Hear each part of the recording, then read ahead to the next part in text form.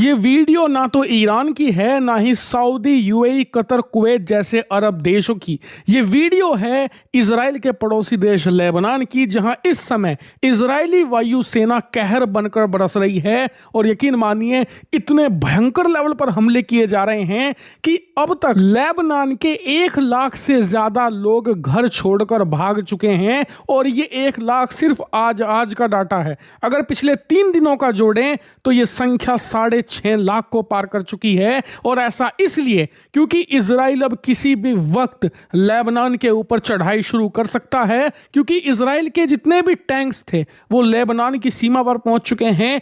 इनके लाखों की संख्या में फौजी लेबनान पर चढ़ाई करने को पूरी तरीके से तैयार हैं। हालांकि दुनिया के ज्यादातर देश इजराइल को ऐसा ना करने की नसीहत दे रहे हैं। यूरोप के देश तो कड़ा विरोध भी कर रहे हैं, लेकिन फिलहाल इजराइल ने जैसा सेना का जमघट खड़ा किया है और जिस लेवल पर एयर स्ट्राइक करी जा रही है पिछले देर रात से, लग ऐसा रहा है कि किसी भी पल इजरायली सेना मार्च शुरू कर देगी और लेबनान के अंदर घुसकर जमीन कब्जाना भी शुरू करेगी। हालांकि आपका सवाल होगा कि इजराइल ऐसा कर क्यों रहा है? भाई, इनका युद्ध तो ईरान के साथ चल रहा है ना, तो वो अपने पड़ोसी देश पर हमला क्यों कर रहे हैं? ऐसा इसलिए कि अब से 4 दिन पहले ही लेबनान के अंदर मौजूद हिजबुल्लाह ने यह ऐलान कर दिया था कि ईरान के समर्थन में वो अयतुल्लाह अली खमनेई की मौत का बदला लेंगे और जो भी उनके पास बचे कुचे रिसोर्सेज हैं उनसे वो युद्ध करेंगे इजराइल के खिलाफ।